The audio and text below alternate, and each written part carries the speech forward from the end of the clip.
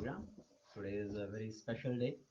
We wish you all very happy, healthy, prosperous Diwali. May Lord Ramchandra bring a lot of happiness, prosperity at your home, a lot of devotion in your heart, so we can all make progress in our spiritual lives. Namo Vishnupadaya Krishna Preshaya Bhutale Srimate Bhaktivedanta Swami Namine Namaste Saraswati Devi Gauravani Pracharine Nirvishesha Shunyavadi Paschatya Deshatarine Jai Shri Krishna Chaitanya Prabhu Nityananda Shri Advaita Gadadha Shivasadi Gaura Bhakta Vrinda Hare Krishna Krishna Krishna Hare Hare Hare Ram Ram Ram Hare Hare Om Ajnanatimirandhasya ज्ञानाञ्जनशलाकया चक्षुरुन्मिलितं येन तस्मै श्रीगुरवे नमः मुखं करोति वाचालं पङ्गुं लङ्घयते गिरिं यत्कृपातमहं वन्दे श्रीगुरुदीनतारिणीं परमानन्दमाधवं श्रीचैतन्येश्वरम् लोकाभिरामं रणरङ्गधीरं राजीवनेत्रं रघुवंशनाथं कारुण्यरूपं करुणाकरन्तं श्रीरामचन्द्रं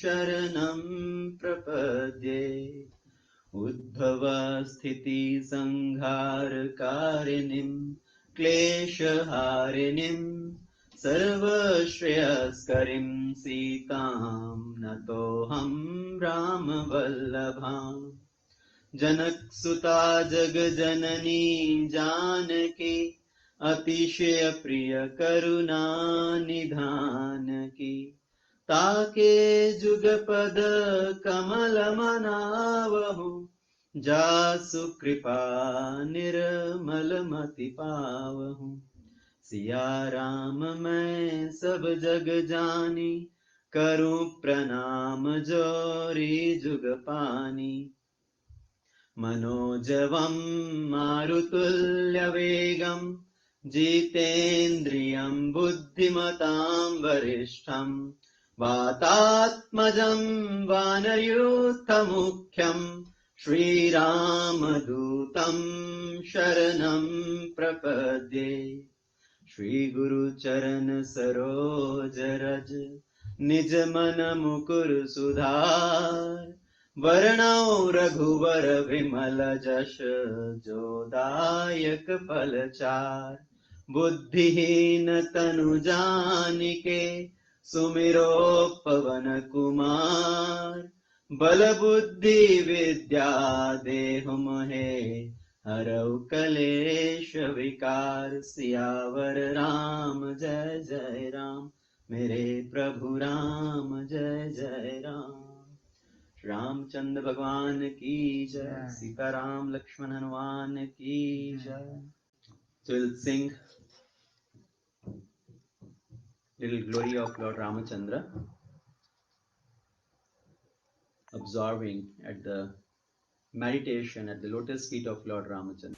मना भूल मत जइयो सिया राम के चरण मना भूल मत जइयो सीताराम के चरण मना भूल मत जइयो सीताराम के चरण मना भूल मत जइयो सीताराम के चरण राजा राम के चरण सीताराम के चरण राजा राम के चरण मना भूल मत जइयो सीताराम के चरण, सीताराम के चरण, राजा राम के चरण, सीताराम के चरण, हनुमान के चरण, मना भूल मत जइयो, रघुनंदन के चरण, यदुनंदन के चरण, दीनबंधु के चरण, करुणा सिंधु के चरण, मना भूल मत जइयो, सीताराम के चरण, मना भूल मत जइयो, सीताराम के चरण, जिन चरणन से निकसी सुरसरी, शंकर जटा समाई, जटा शंकरी नाम पढ़्यो है, त्रिभुवन तारन आई, मना भूल मत जइयो, सीताराम के चरण, मना भूल मत जइयो, सीताराम के चरण, गौतम नारी अतिशयानी, राम चरण लोलाई, गौतम नारी अतिशयानी, राम चरण लोलाई, जन्म जन्म के संकट काटे, कृपा करी रघुराई, जन्म जन्म के संकट काटे, कृपा करी रघुराई, मना भूल मत जइयो, सीताराम के चरण, मना भूल मत जइयो, सीताराम के चरण, भोली बिहली भाव के भूखे, रामचंद्र रघुराई, भोली बिहली भाव के भूखे, रामचंद्र रघुराई, देर भई अब बेर तु दे दे, शबरी चरण लिपटाई, सीता राम के चरण, मना भूल मत जइयो, सीताराम के चरण, मना भूल मत जइयो, सीताराम के चरण, मना भूल मत जइयो, सीताराम के चरण, सीताराम के चरण, राजा राम के चरण, सीताराम के चरण, हनुमान के चरण, मना भूल मत जइयो, सीताराम के चरण, मना भूल मत जइयो, सीताराम के चरण। रामचंद्र भगवान की जय, सीताराम लक्ष्मण हनुमान की जय। So remembering the lotus feet of Shri Sitaram, let's enter into the third session, third day of Shri Ram Katha series. So last time we were discussing, Mother Parvati inquired about the various reasons for Lord Ramachandra's appearance in this material world. And in response to that, Lord Shiva started to answer. And the first reason Lord Shiva answers, जब जब होए धर्म की हानि, बढ़े असुर अधम अभिमानी, तब तब धरि विविध शरीरा. So Lord Ramachandra appears, Lord appears in this material world whenever there is decline in the religious principle. जब जब होए धर्म की हानि, बढ़े असुर अधम अभिमानी. There is increase in the people who are too much attached to the bodily conception. Asura, adhamma, people who don't follow the principles of dharma. Abhimani, people who are too proud of their strength, who cause problem for the other saintly people in this material world. So Lord Ramachandra appears to destroy these miscreants, to establish the principles of religion. And Lord Shiva gives many other reasons why Lord Ramachandra appears. There was one story we discussed about how Narada, he cursed Lord Vishnu to become separated from his wife when he appears in this material world. Manu Maharaj performed lot of austerities to have a son like Lord Ramachandra. And like that, there are many other reasons. So Lord Shiva finally concludes the next reason for Lord's appearance, that Mother Earth is tormented by the asuras, by the miscreants, the demoniac people who are torturing everybody, who are harming the saintly people. They don't want any religious activities, any spiritual activities to be performed, any yajna, any Brahmanical culture. And Mother Earth, being tormented by all these miscreants, demoniac people, she approaches the Devi Devatas for protection. So before we continue, I want to stress on one point, that when we talk about Rama Katha or Krishna Katha, Bhagavad Katha, there are two aspects of all these pastimes. One is the Satvik Artha, another one is Tatvik Artha. Satvik Artha is, we are talking about the real people, real events, so it's a literal meaning. And Tatvik Artha is in the contextual meaning, which is a symbolic representation. कि वो किस चीज को दर्शाता है, किस चीज का प्रतीक है. जैसे कि when we talk about Sita, Ram, Dasharath, Ayodhya, some people say Sita is our intelligence, our buddhi, which has been kidnapped by the material intelligence, materially contaminated intelligence. Lord Ramachandra is, we are the spirit soul. Dasharath is the 10 senses. Who has conquered the 10 senses is called Dasharath. Yes, all these is okay. Lord Ramachandra means Anand, bliss, Vishram. Yes, those are all the contextual meaning, the Tatvik Earth. But it doesn't mean that Lord Ramachandra did not happen. Lord Ramachandra did not exist, or Ayodhya did not exist. Same way people say Kurukshetra war. Oh, Kurukshetra war is happening inside you. It is not outside. We are the Abhimanyu. We are fighting in this material world with our senses and our materially contaminated mind and intelligence. So all that is the contextual meaning, the Tattvik Artha, but the Sattvic Artha is also there. Kurukshetra is there. Kurukshetra war existed, happened. Pandavas were there. Lord Krishna happened. So those are the Sattvic Artha. And there is a Tattvik Artha. So we have to talk about both aspects. What we can learn in terms of as a symbolic meaning from all these various things, various people, various instances, but not minimizing that it did not happen. That is the problem with today's world, today's situation. They minimize Lord Ram did not exist. Lord Krishna did not exist at all. We want Ramarajya but without Lord Ramachandra. That is a misfortune. So when we discuss, when we hear about all this Ramakatha, we have to keep that in mind.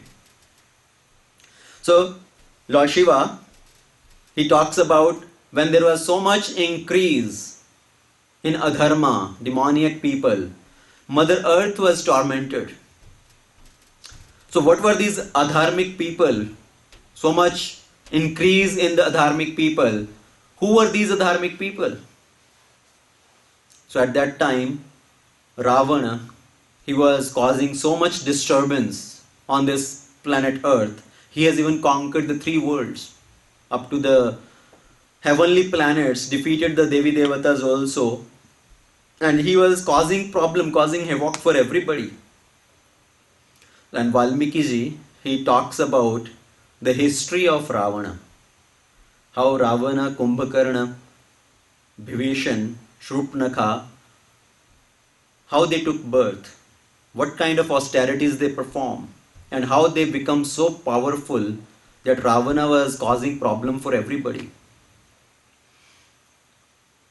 So before we come to the appearance of Lord Ramachandra, we have to talk about the appearance of Ravana, how he was causing so much problem. So how Ravana and Kumbhakarna, they took birth. So there was one great sage, Pulatsya Rishi. And Pulatsa Rishi had a son named Visharbha.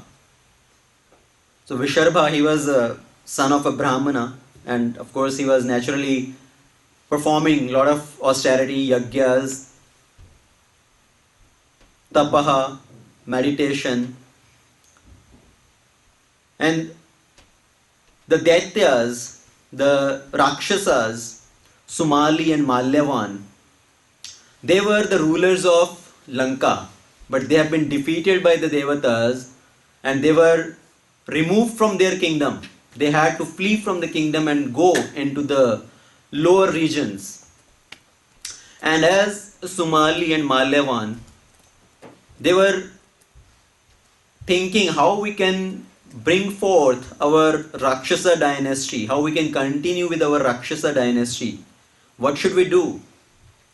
And Sumali had a daughter named Kekasi, who was young, who was of the age of marriage. And Sumali was thinking, if my daughter marries a suitable husband, maybe some Brahmana, and through the Brahmana, if some children are born, they will continue my dynasty, the Rakshasa dynasty. So he approached his daughter Kekasi, my dear daughter, you are of the age of marriage, and every father's desire is that his daughter should get married to a suitable husband, suitable person.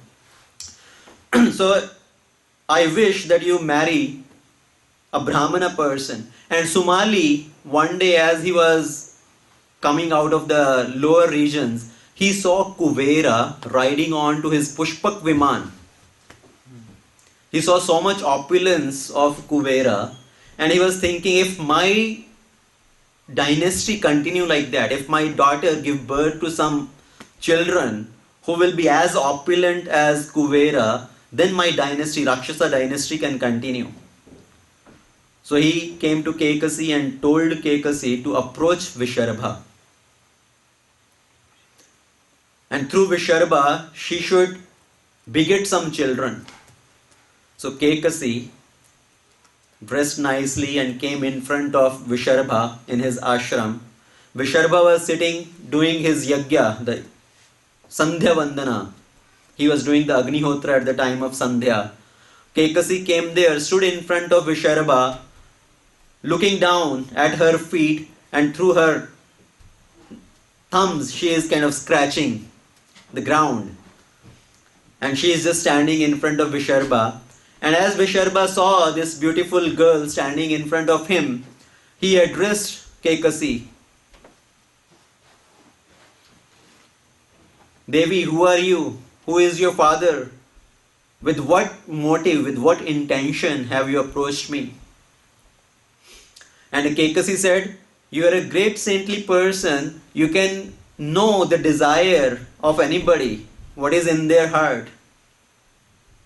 Rather than me telling what is my desire, you can understand what my real intention is. So Visharbha, he went into dhyana, samadhi, and he noticed what has all transpired and what is the desire of Kekasi, why she has come there. And he spoke to Kekasi that I can understand you have the desire to beget children through me. I will fulfill your desire. With what intention, with what motive you have come to me. I will accept you as my wife, but you have approached me at a very wrong time. It is the evening time and I was absorbed in my Sandhya Vandan. You have approached at that wrong time. So I can forecast that your children which will be born, they will be very demoniac people. They will be Rakshasas, they will torment the whole three worlds. So it is like a similar situation how Diti had approached Kashyapa at an evening time when Kashyapa was absorbed in his Gayatri Sandhya Vandan doing the evening Agnihotra. And what has happened? Who was the children born through Diti and Kashyapa? Hiranyaksha and Hiranyakashipu. And this is the second event of those people now appearing as Ravana and Kumbhakarna. So Kekasi approached Visharbha. So Visharbha accepted but gave the forecast, your children will be very demoniac people. And Kekasi fell down at the feet of Visharbha. Please do something. I want some nice children. And Visharva said, your youngest child, your youngest son, he will be a very saintly person. He will be a great devotee of the Lord. So the children born through Kekasi and Visharva, the first eldest one was Dashagriv, born with 10 heads. That is why he is called Dashagriv, Dashanan. The second one was born Kumbhakarna. The third one born as a daughter, Shupnakha. And the fourth one, the fourth son, born through Kekasi and Visharva, was Bhivishan. And as you know, Bhivishan from his very childhood was very dharmic, very religiously oriented, performing austerities, sadhana, doing the Brahmanical, following the Brahmanical culture.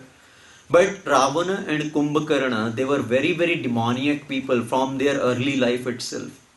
And they grew up being very huge bodies. Ravana's body, he was like a big mountain of blackish complexion, like a coal, the mountain of coal.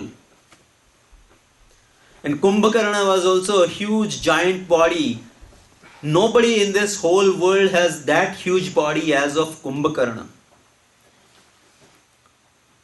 And he was wandering throughout everywhere, wandering into the forest and devouring all the sages, the munis, absorbed in their austerities, tapasyas. He will just put them in their mouth and eat them and drink their blood. So Ravana and Kumbhakarna was very demoniac personalities, very heinous activities they were performing. As they were growing up, Kekasi, she noticed the son of Visharabha, Kubera, had so much opulence. He was riding onto the Pushpak Viman. So Kubera was also son of Visharabha through his first wife. And Kubera was the Dhanadya. He was the Khajanchi, right, the treasurer of the demigods. So seeing Kubera's opulence, Kekasi was thinking, my sons also should become very opulent. They should also be living like Kubera. So she approached Ravana and Kumbhakarna that look at your elder brother Kubera. He is living such an opulent life and you guys are just wandering here and there and trying to devour the sages and living like this. So you look at your brother and try to become like him. And Ravana was thinking, how can I become that kind of powerful as my other brother? The only way I can gain the opulences is I will perform austerity. I will do tapasya. I will please Brahma, get some boon from Brahma, and I will become powerful. So Ravana, along with his brothers, he went to perform austerities. So all three of them performed austerities for 10,000 years. During these 10,000 years, they followed the principles of dharma. He did not engage in any of these demoniac activities. He was doing austerities. But what kind of austerity he was doing and what was his intention for performing the austerity? He kept all these vices, all these adharmic activities away for those years, but ultimate his intention was not to get bhakti, but to get shakti. And when somebody's desire or the intention to perform austerity is to gain some power, gain some shakti, that person doesn't have any real change of heart. Kumbhakarna performed 10,000 years of austerity. He was in the summer season, he will surround himself with fire and sit inside the fire and perform austerity. During the winter time, he will merge himself into the waters, the cold waters, and perform austerity. Ravana, he was performing the yajnas, completely following the fasting, complete fasting. And every 1,000 year when completes, he will cut off one of his head and offer into the fire. And this kind of austerity is described in Bhagavad Gita as an austerity in the mode of ignorance, which is not abiding by the principles of scripture, but concocted by one's own mind, by torturing one's own body. That kind of austerity is in the mode of ignorance. So Ravana was cutting off his one head and putting into the fire, offering into the fire, swaha. So 9,000 years passed by, he cut off 9 of his heads, and just 10,000 years was going to pass. And Bhivishan on the other side, he is also performing austerity. But Bhivishan is performing the austerity standing on one leg with folded hands, meditating on Surya Narayan. He is performing the austerity in the mode of goodness. So Bhivishan, austerity was in mode of goodness, while Kumbhakarna and Ravana, his name was not Ravana yet, Dashagriva, they were performing austerity in the mode of ignorance. As Ravana was about to cut off his last head by the completion of 10,000 years, Brahmaji appeared there. Stop. I am pleased with your austerity. What do you want? Why are you performing this austerity? And Ravana said, I want a boon.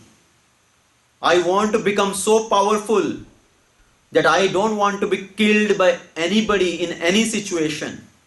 I want to become immortal. And Brahma said, I am sorry. I cannot give you that boon. Even I am not immortal. You can ask me anything else. And then Ravana asked, give me the boon. I cannot be killed by any Daityas, Danvas, Yakshas, Devatas. I don't worry about human, Manava and Vanara. Vanar or Manav. I don't worry about these. What can they do to me?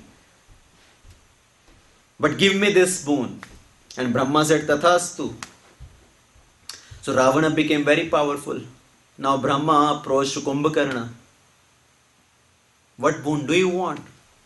And Devatas were very afraid. As Brahma was going to give this boon, Devatas were thinking when he was, before performing this austerity, he was devouring everybody. He used to eat so much. If he continued to eat like that, continue to devour people like that, he will finish everybody on this whole 3 worlds.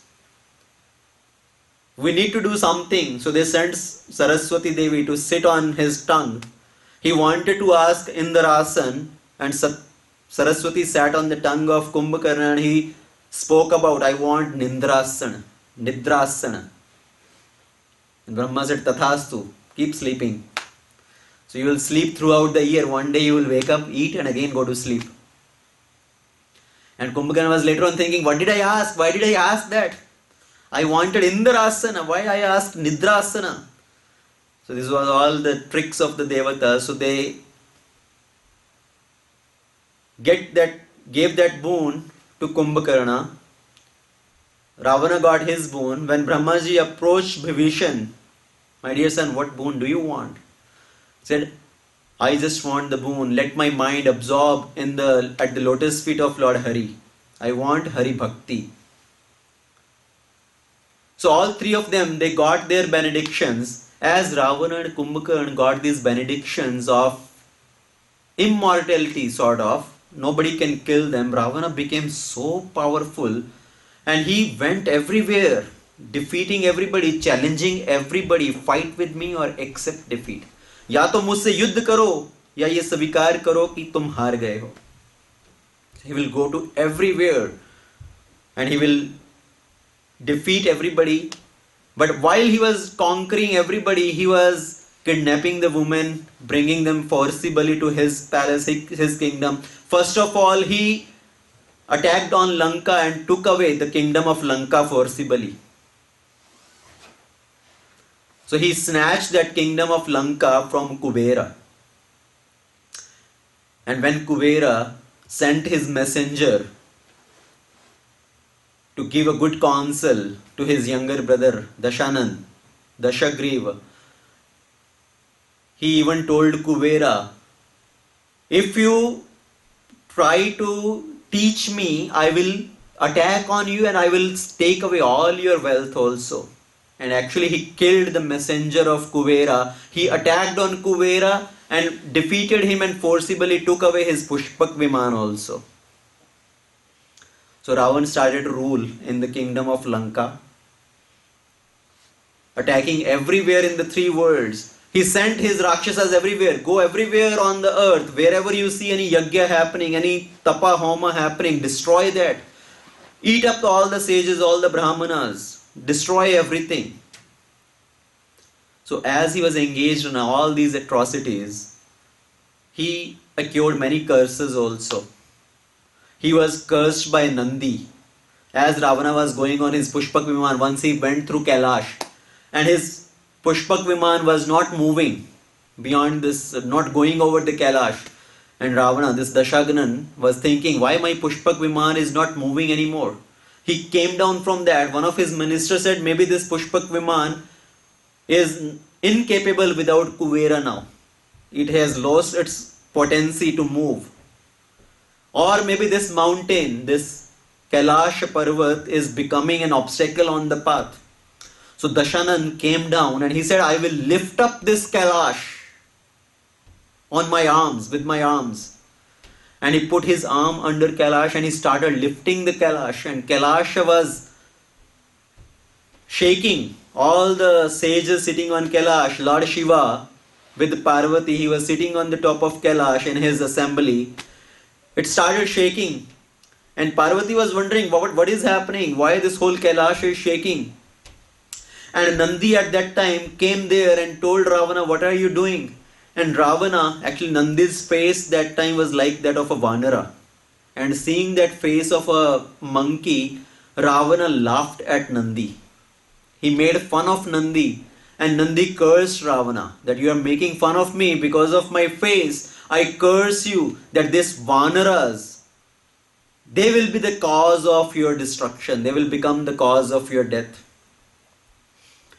Ravana did not pay any attention and he put his hands under the Kailash and starting to lift that.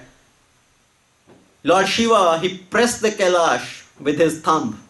And as he pressed the Kailash, his arm, the Dashanan's arm got stuck under the Kailash mountain. And he was crying loudly.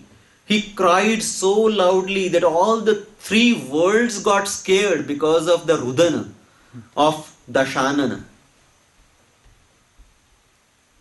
And then his ministers told that nobody else can save you from this situation. You should do stuti of Lord Shankar, Lord Shiva. So Dashanan, he started glorifying Lord Shankar. He did the stuti of Lord Shiva for 1,000 years in that situation. And finally Lord Shiva got pleased with him. And he appeared in front of Dashanan. He relieved his arm under the Kailash.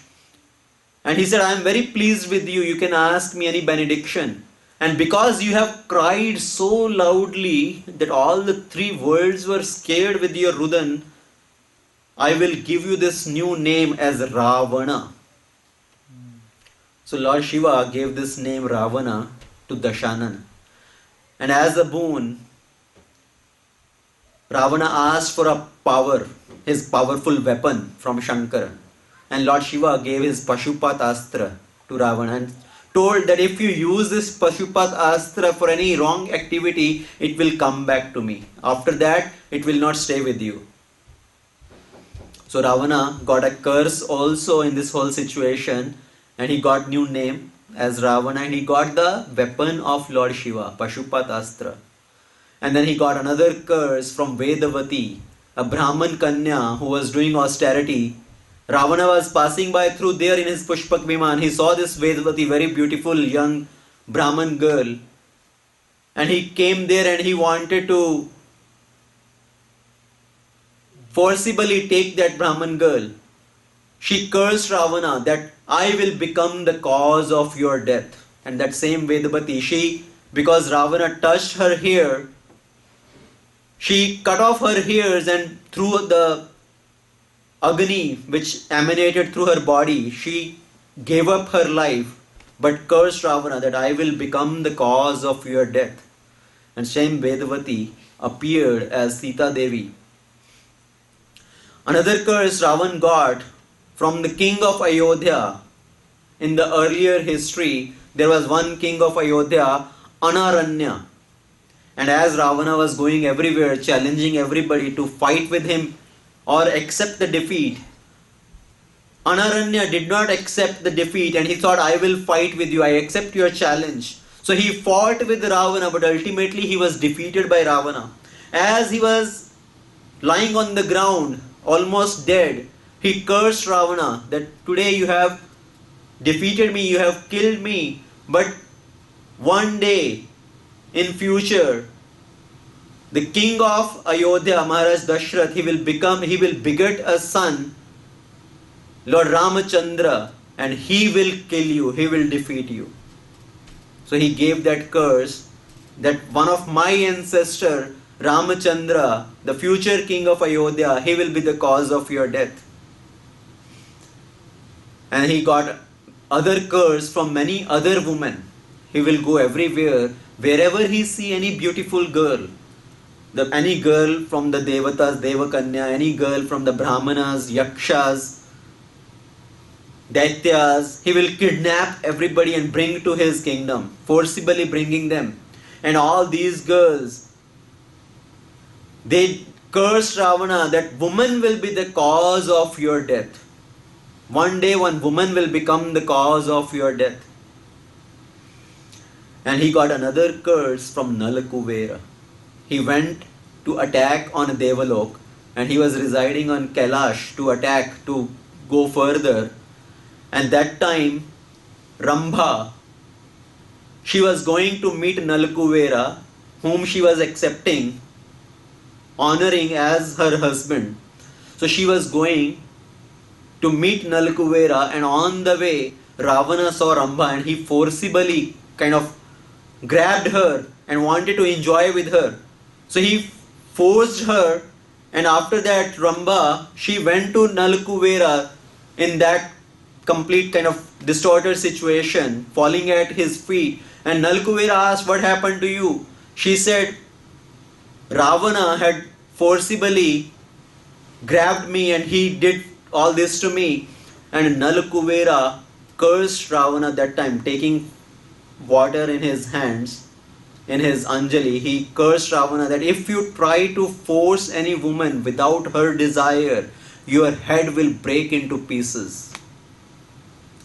So when all the other women who were kidnapped by Ravana, they heard this curse, they were very pleased that now he cannot force anybody, any other woman without her desire. So Ravana was very powerful. He was tormenting everybody, defeating everybody, destroying all the Brahmanical culture. But he acquired so many curses also with all his sinful activities. So Mother Earth naturally so much disturbed by all these disturbances, the sinful activities happening because of Ravana, she took up the form of a cow and she went to the Devatas for help. She pleaded to the Devatas, please help me, please protect me. And the Devatas, they took the mother cow to Lord Shiva. And Lord Shiva, along with all the Devatas, he approached Brahma that how we can solve this problem. And Brahma finally said, we don't have any solution for this problem. Only Lord Hari, Lord Vishnu can help us in this situation. So we should approach Lord Vishnu. But where do we find Lord Vishnu? Where is the address of Lord Vishnu? So today if we want to find anything, people will go to Google Guru. Even Google Guru will fail to tell us the address. Where is Lord Vishnu's residence? Where does he reside? So everybody was thinking where to find, where to approach Lord Vishnu.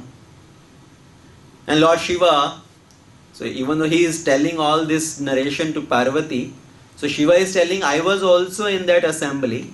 I was also there in that assembly of all the Devatas with Brahma and Mother Earth in the form of cow. And when everybody was inquiring like this, seeing it a suitable time, I also spoke one word, Vachan ek kahayo.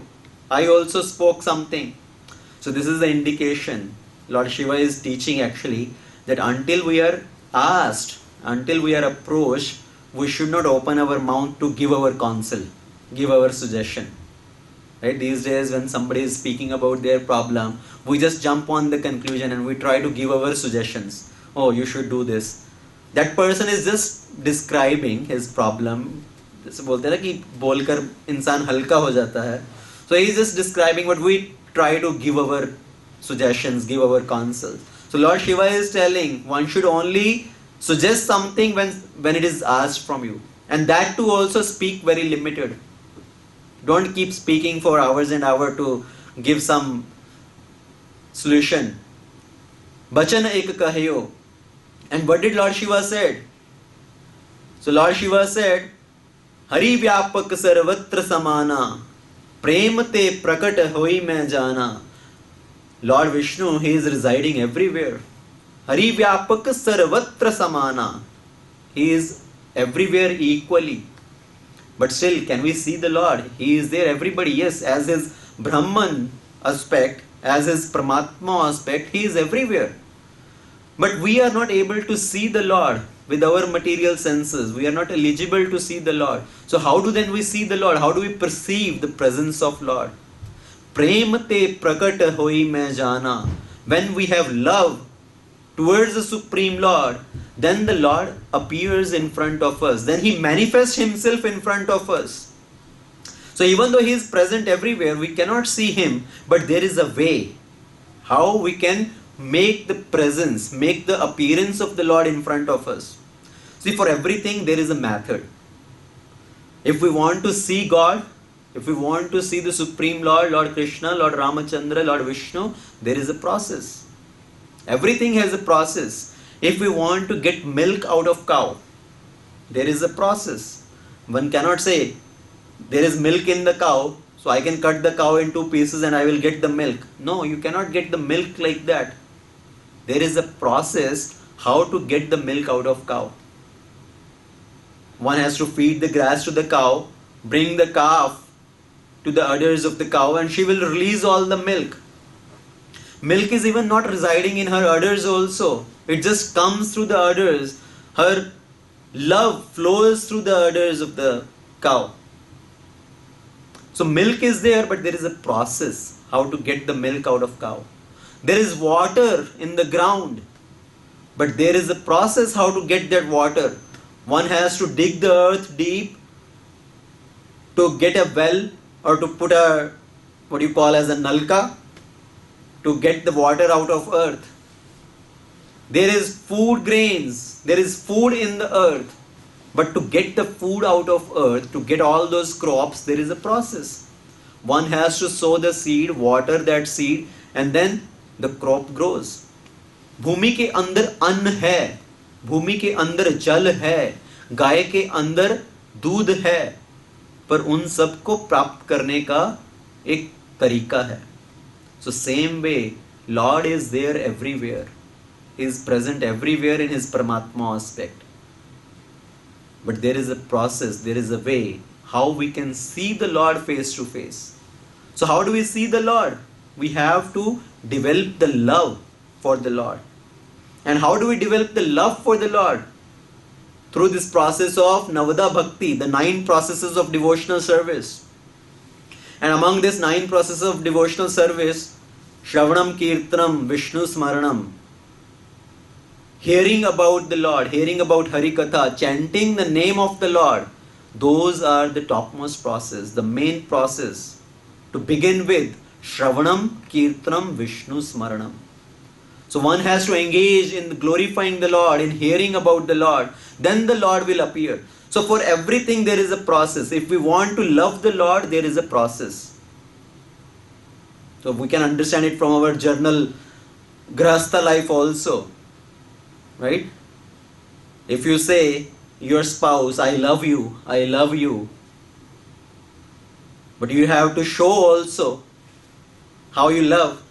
If the wife says, I love you very much, but she says, no, I will not cook for you, I will not clean the house, I will not do anything, but I love you very much.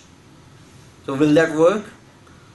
So to show our love for the spouse, one has to act in that way also. So same way, अगर हम बोलते हैं भगवान मुझे आपसे बहुत प्रेम है, पर मैं कर कुछ नहीं सकता हूं, I cannot do anything, I cannot chant your name, I cannot do any service for you, that is not the way to show the love for God. We have to show our love by engaging in this process of Navada Bhakti.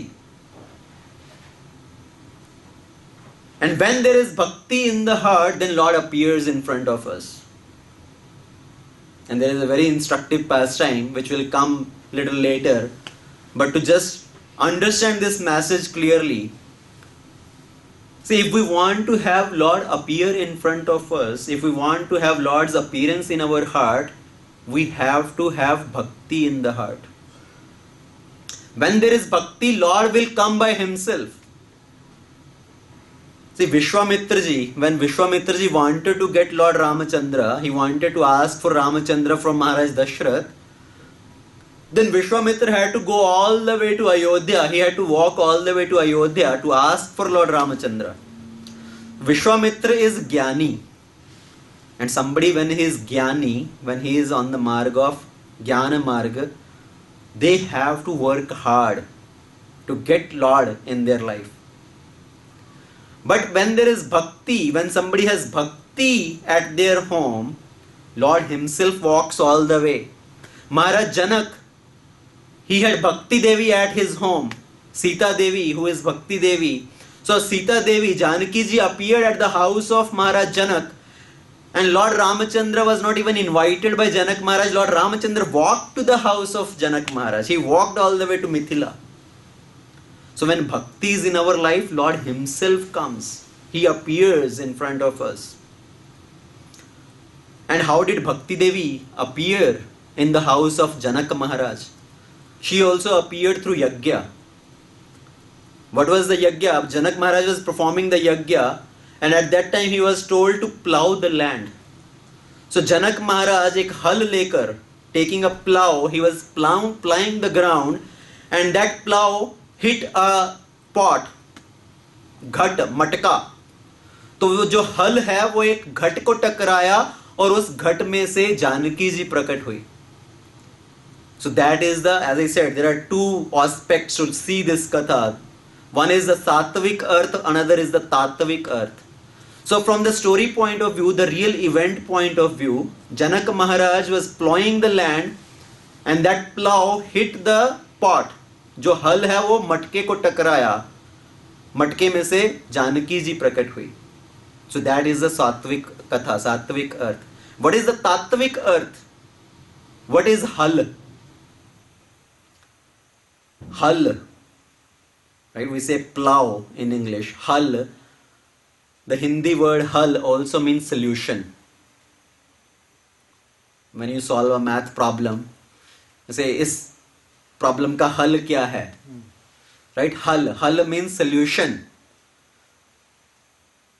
तो जो शास्त्रों के सिद्धांत हैं वो ही हमारे जीवन की सब समस्याओं का हल है. All the principles, the regulative principles of the scriptures, those are the solution, those are the hal to solve all the problems of our life.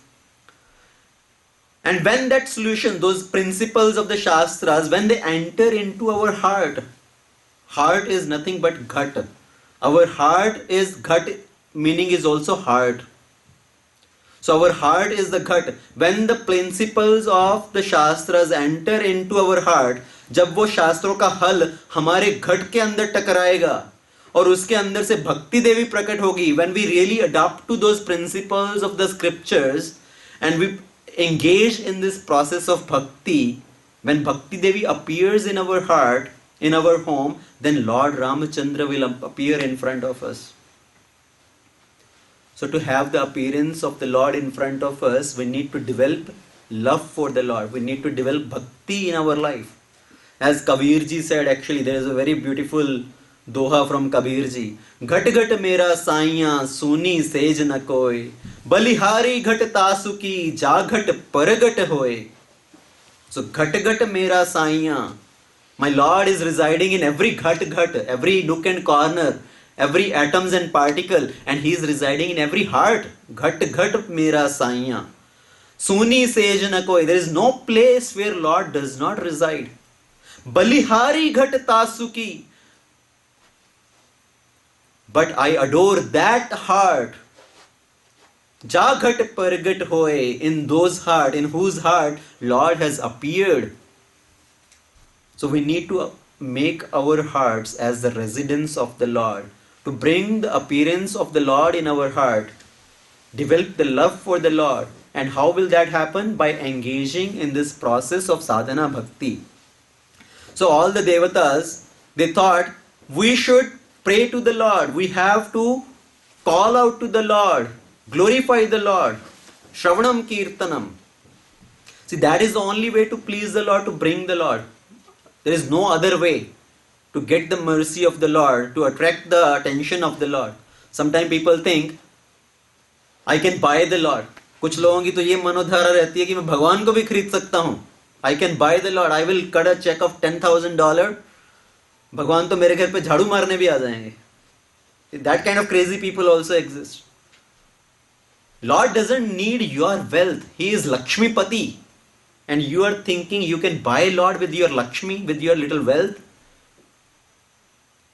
Some people think, oh, I went to Makarana or I went to Jaipur. मैं $10,000 के भगवान खरीद के लेके आया. I bought the Lord in $10,000. Really? Did you buy God in $10,000? Maybe you just bought the Murti. You just bought the Vigraha of the Lord, not the Lord. If you are thinking Lord as just material object which you can buy with your money, He will just remain as a idol for you. Lord cannot appear in front of us because of any other influences. He does not appear because of influenced by our wealth, because of influenced by our knowledge, because of influenced by our austerity. What does attract the Lord? A simple heart filled with devotion. When there is bhakti in the heart, only that can attract the attention of the Lord. So to bring the Lord in the heart, we have to go down. That is Prem Sarovar. Love of Lord. It's like the Sarovar. It's not a mountain where we have to climb up on the mountain. We have to deep dive into this Prem Sarovar. And if you visit any holy place, and when you go to a holy place or a holy pond, holy kund, sarovar, you have to get down through some stairs. You have to go down through some stairs to be able to enter into the waters of that holy pond.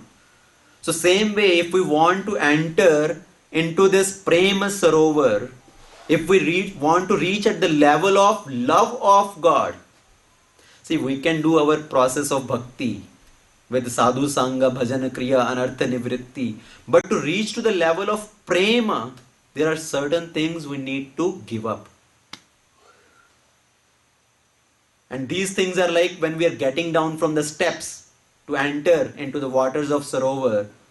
Each step represents like giving up something. So what are the kind of things we need to give up to reach that level of prema? So I will mention 5 things. The 5 steps which we need to climb down to enter into the waters of this Prema Sarovar. Number 1, khalata. Khala means bad association. We need to give up the bad association. We need to give up those propensity of a demoniac mentality, demoniac propensities, that khal. तो हमें एक तो खल का त्याग करना है. Removing that bad tendencies from our heart, removing the bad association. Asat Sangha Tyaga Ei Vaishnava Achar.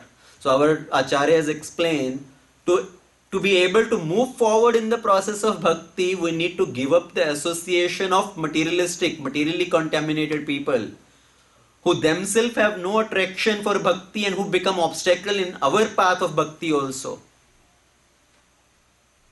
When you want to go to a satsang program, you tell your friends and neighbors and relatives, and they will say, where are you going? Why are you wasting your time? That is not the time for you to spend in all these things. Come with us, we will enjoy, we'll do some party, we'll watch some movie, this, that. That is the wrong association, bad association, khal. So, pehla step, the first step which we need to give up, association of bad people, the bad association, khalta. Number two, chalta, the cheating propensities. There is so much of cheating propensity in the heart that to get little benefit, we try to cheat others. Even so-called religious organizations, all these people, they are trying to cheat others, trying to get their money, get their wealth, get their resources to become rich. They are not teaching anything about spirituality, just making emotional fool out of others. That cheating propensity. Let me get some benefit through others. We have to give up that mentality, utilizing others for our benefit. In the process of bhakti also we see some people have that type of tendency. Oh, I will come in the association of devotees. These devotees are so nice people. They are very simple. So I can easily cheat them. I can do my business through them. I can get some benefit out of them. So all that cheating propensity one has to give up if we really want to make progress in bhakti. तो छलता का त्याग करना. पहला step खलता, दूसरा छलता, तीसरा बलता, बल. Not depending on our own strength. Not becoming proud of our position. I am such and such person in the society. I have a big reputation. I am very powerful. I have many connections. At the end of our life, nobody can save us. If somebody is depending on the strength of his relatives, society, nation and all those things, that they will be able to save him at the time of death, sorry to say, nobody can save us. Somebody think, oh, मेरा मामा MLA है, मेरा मामा this MP है, my relative is this minister or that minister, I will call them, एक phone घुमाऊंगा तो all this will be sorted out. Until we have that dependence on our own strength, on the strength of our near and dear ones, family members, we cannot take dependence on the Supreme Lord. So rather than depending on our own strength, we have to depend on the Supreme Lord. Ek bharosa. Having full dependence on the Supreme Lord, giving up our own strength. That is bal. So khal, chal, bal. Number 4. Very important. Please pay attention. Number 4. Dal. The groupism mentality. Affiliation. The mentality of having this affiliation to various different things. I belong to this group or that group. I belong to this organization or that organization, this society or that society. Until we have those sort of affiliations, these are all on the level of bodily concept. So giving up this mentality of groupism. Even people come to the path of religiosity, to the path of spirituality, but they become so much into this whole dal, groupism mentality. See, as part of a religious organization, spiritual organization, yes, we have a network of devotees, network of people, but that is for our progress on the path of bhakti, not to pinpoint on others, finger point on others, or blaspheme or criticize others. If we are affiliating with some organization to blaspheme others, to put others down, to criticize others, that kind of groupism, that kind of affiliation with any organization will not help us develop love of Lord. So we need to give up that dal mentality. When we go to spiritual world, do you think there is any different organizations there? Oh, I belong to this organization. I came through this organization to Vaikuntha. I came through this organization to Vaikuntha. These are Swami Narayan Bhaktas. These are Gaudiya Matha Bhaktas, or these are this organization Bhaktas. No, there is no such classification there. So if we really want to develop love of God, we need to remove this negative conception of groupism. ये मेरा programme, ये मेरा सत्संग, ये तेरा सत्संग, ये मेरा मंदिर, ये तेरा मंदिर. So that dalata mentality of dala, groupism, need to give up. So far, 4 things we discussed, 4 steps which we need to get down. Remove these 4 things. Khal, chal, bal, dal.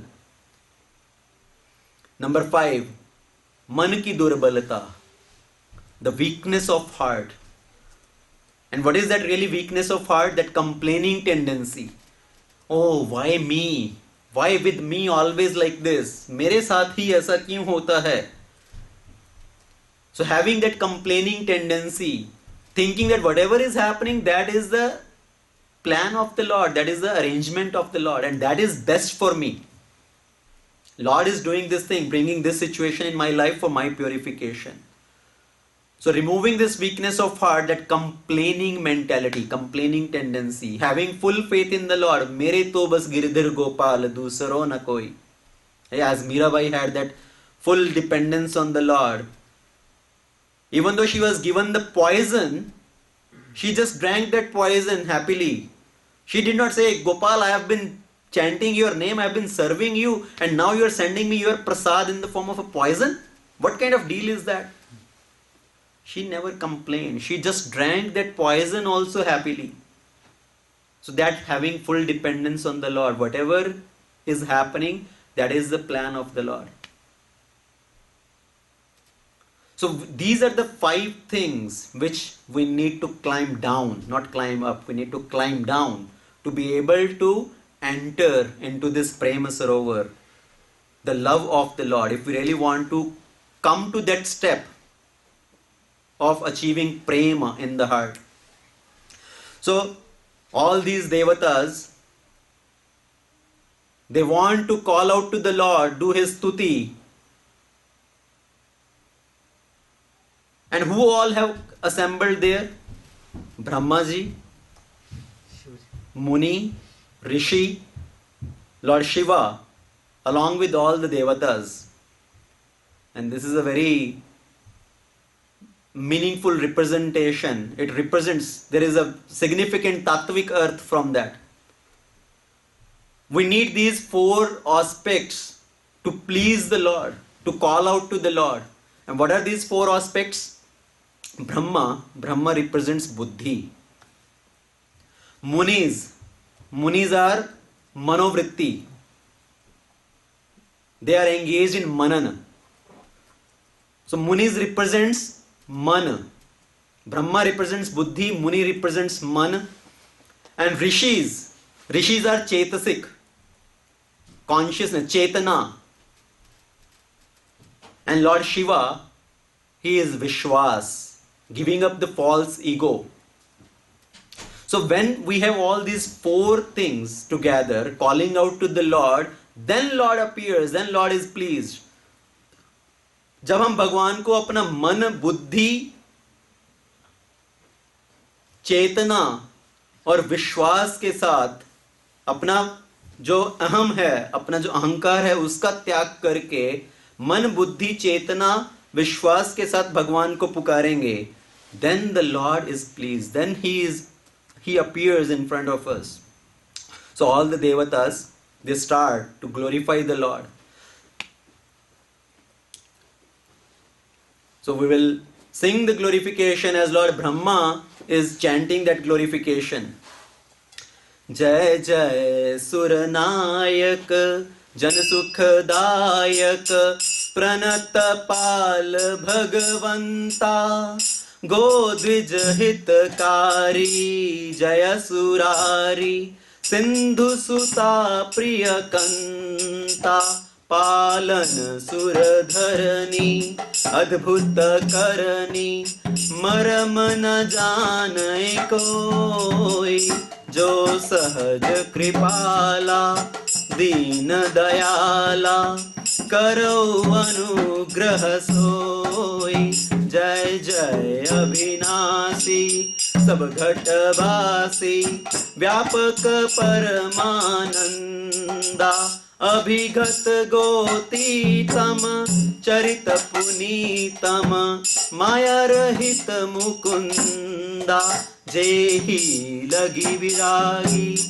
अति अनुरागी विगत मोहि मुनि वृंदा निशिवासर ध्यावहि गुण गण गावहि जयति सच्चिदानंदा जेहि सृष्टि उपाय त्रिविध बनाय संग सहाय न दूजा सो करो अघारी चिंत हमारी जानेऊ भगति न पूजा जो भव भय भंजन मुनि मन रंजन गंजन विपति वरूथा मन बच क्रम बानी छाड़ी सयानी सरन सकल सुर जूथा सारद श्रुति शेषा ऋषय अशेषा जाको कोई नहीं जाना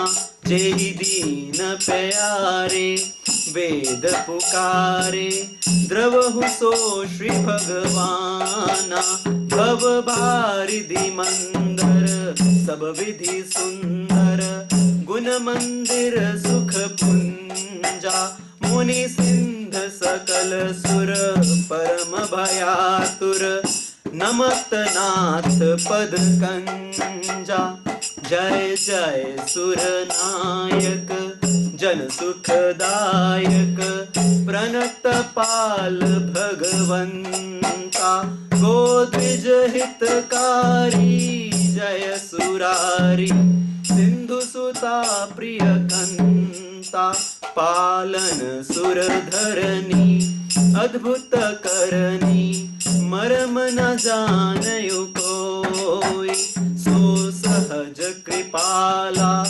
दीन दयाला करो अनुग्रह सोई। हे देवताओं के स्वामी, हे सेवकों को सुख देने वाले, शरणागत की रक्षा करने वाले, हे भगवान आपकी जय हो, आपकी जय हो। हे गो ब्राह्मणों का हित करने वाले, असुरों का विनाश करने वाले, हे देवता और पृथ्वी का पालन करने वाले, आपकी लीला अद्भुत है, उसका भेद कोई नहीं जानता। ऐसे जो स्वभाव से ही कृपालु और दीन दयालु हैं, वे ही हम पर कृपा करें।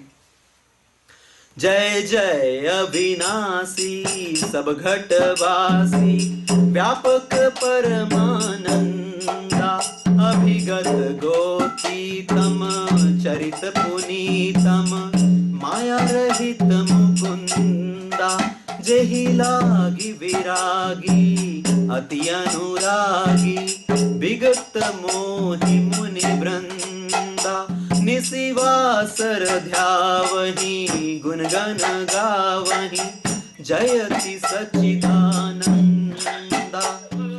हे अविनाशी, सबके हृदय में निवास करने वाले अंतर्यामी, हे सर्वव्यापक,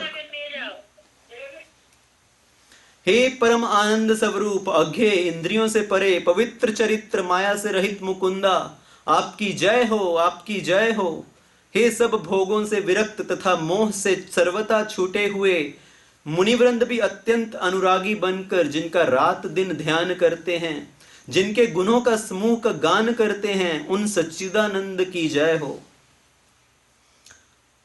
जेहि सृष्टि उपाय त्रिविध बनाय संग सहाय न दूजा सो करो अघारी चिंत हमारी जानेऊ भक्ति न पूजा जो भव भय भंजन मुनि मन रंजन गंजन विपति वरूथा मन बचन क्रम बानी छाड़ी सयानी सरन सकल सुर जूथा।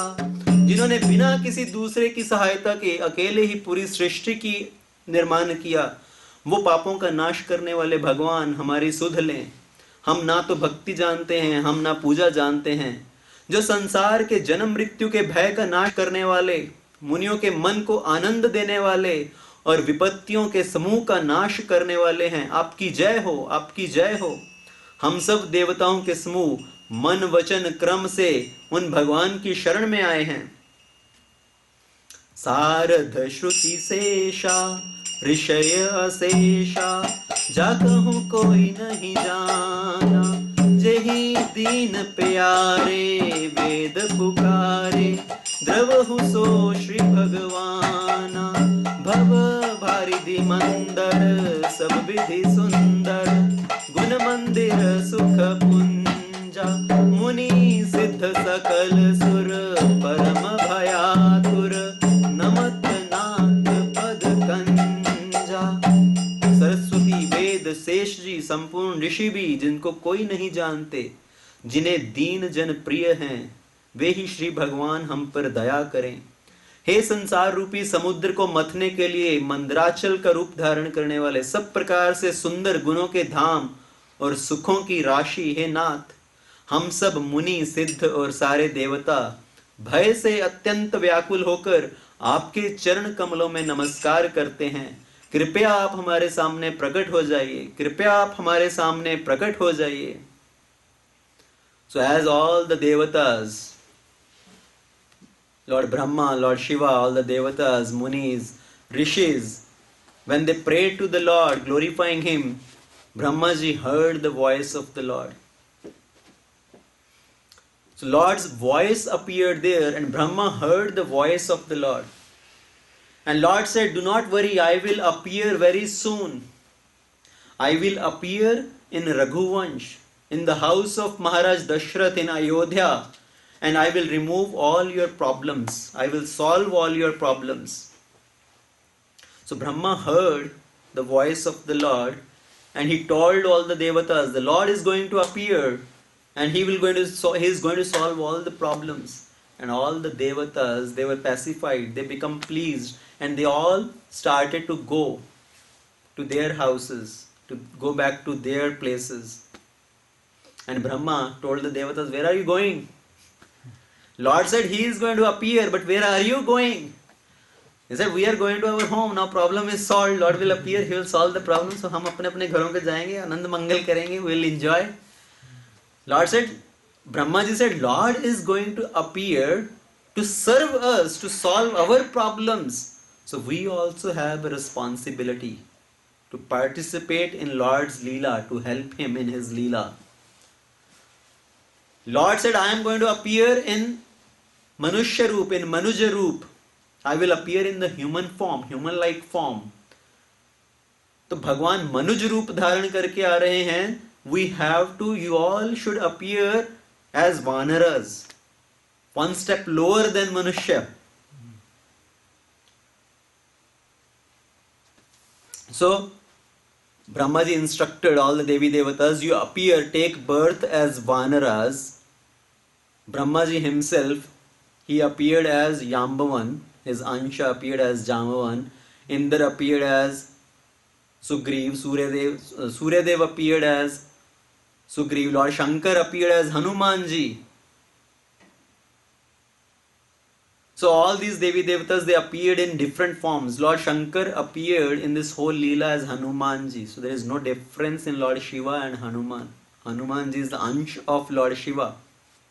So all the Devi Devatas, they appeared, they took their positions to help the Lord in his Leela.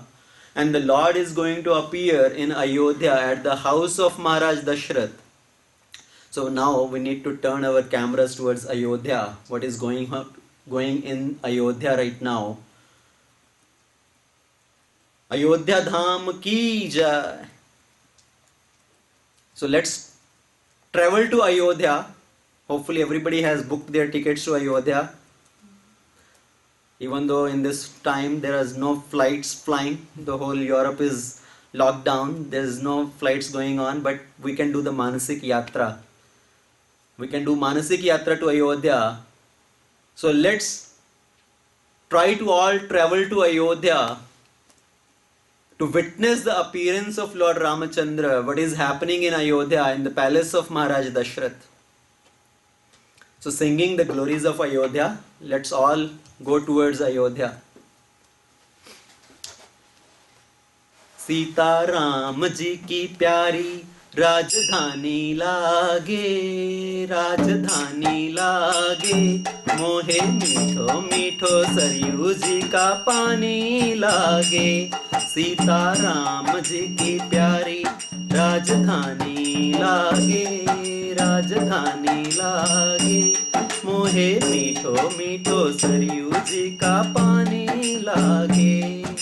धन्य कौशल्या धन्य केकई धन्य सुमित्रा मैया, धन्य कौशल्या धन्य केकई धन्य सुमित्रा मैया, धन्य भूप दशरथ के अंगना जहाँ खेलत चारों भैया। मीठी तोतली रसीली प्रभु की बानी लागे, प्रभु की बानी लागे, मोहे मीठो मीठो सरयू जी का पानी लागे।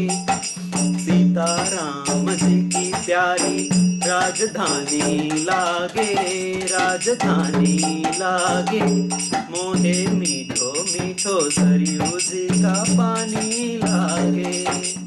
जन्म भूमि हनुमान गढ़ी की शोभा है अति सुंदर, जन्म भूमि हनुमान गढ़ी की शोभा है अति सुंदर।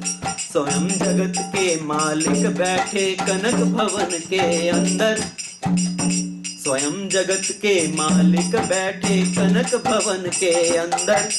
मीठी रस से रसीली ये कथा लागे, ये कथा लागे, मोहे मीठो मीठो सरयू जी का पानी लागे। सीता राम जी की प्यारी राजधानी लागे, राजधानी लागे, मोहे मीठो मीठो सरयू जी का पानी लागे, मोहे मीठो मीठो सरयू जी का पानी लागे। अयोध्या धाम की जय, अयोध्या नाथ की जय, श्री रामचंद्र भगवान की जय। So Maharaj Dashrath, who was the ruling king of Ayodhya at that time, Maharaj Dashrath had all the facilities, all the opulences in his kingdom. But still, there was one problem. He was still lacking something in his life. Maharaj Dashrath was still lamenting, even though he had all the opulences. As the king of Ayodhya, whatever one could think of, Maharaj Dashrath had all the opulences. Still, Maharaj Dashrath was not peaceful. He was not having the happiness in his life. So what was the reason of Maharaj Dashrath's lamentation? Because Maharaj Dashrath did not had Ramachandra in his life. He had everything in his life, but Ramachandra was not there still. So if we want to get Ramachandra in our life, what we need to do? See now the next sutras. Earlier we discussed if we want to come to the level of prema, what we need to give up. Now the next thing we need to understand is if we want to get Lord Ramachandra in our life, what we need to gain, what we need to have. So if we want to have Ramachandra in our life, we need to reside in Ayodhya. We have to have Vas in Ayodhya. Ayodhya Vas karna padega. Now everybody will think, how can we go and live in Ayodhya? How will we give up everything and just go and live in Ayodhya? How is that possible? See, understand the real message of that. हमें अयोध्या वास करना है. We have to live in Ayodhya. And what kind of Ayodhya is that? Where is that Ayodhya? What Ayodhya is that? Ramachandra, first of all, Ramachandra means Anand, peace, Shanti, Vishram. So Ram का मतलब है सुख, आनंद, आराम. If we want to get all these things in our life, if we really want to have peace, happiness in our life, then we have to go live in Ayodhya. And where is Ayodhya? What is that Ayodhya? Ayodhya means wherever Lord Ram resides, that is Ayodhya. Wherever Ram resides, that is Ayodhya. Ayodhya tahan jahan Ram nivasa. Sumitra also tells Lakshman when Lord Ram is going to exile. Later on, again another katha will come. When Ramachandra is going to exile, Sumitra sends Lakshman also. You have no work in Ayodhya. You go with Ramachandra. Wherever Ramachandra is, that is Ayodhya.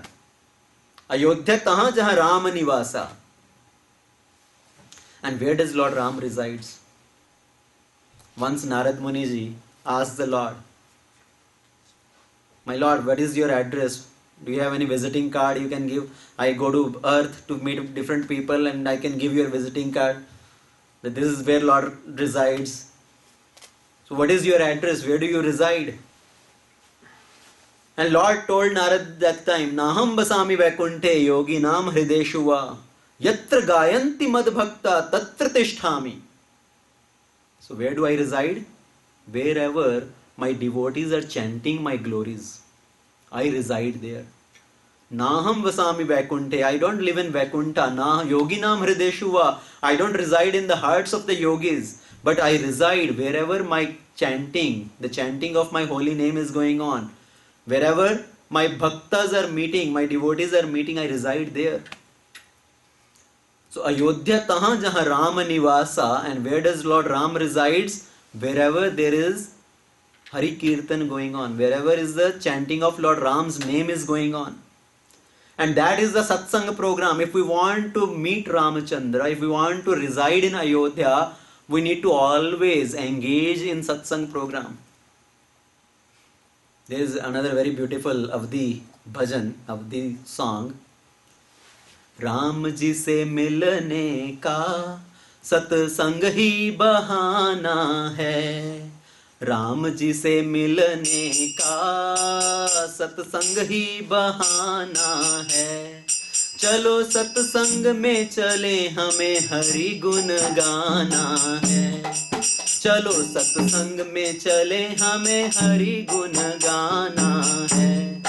Ram ji से मिलने का सत्संग ही बहाना है. सत्संग में आ जाओ, भक्तों संग बैठ जाओ. सत्संग में आ जाओ, भक्तों संग बैठ जाओ. भक्तों के हृदय में प्रभु राम का ठिकाना है. भक्तों के हृदय में प्रभु राम का ठिकाना है. राम जी से मिलने का सत्संग ही बहाना है. राम जी से मिलने का सत्संग ही बहाना है. So if we want to reside in Ayodhya, means always engaging in satsang, always engaging in the association of devotees. Make our homes into Ayodhya. Wherever Lord Ram's kirtan is going on, wherever his katha is going on, his glories are being sung, that place is Ayodhya. Ayodhya tahan jahan Ram nivasa. So if we want to get Lord Ramachandra, first thing we need to do is, we need to gain his residence in Ayodhya.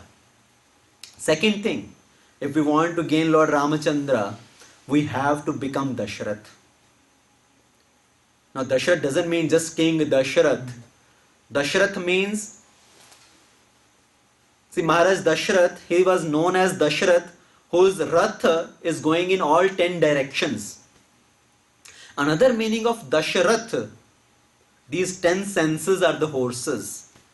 And one who has conquered these 10 horses, these 10 senses, that is called Dasharath. To winning over, controlling over our 10 senses, then we become Dasharath.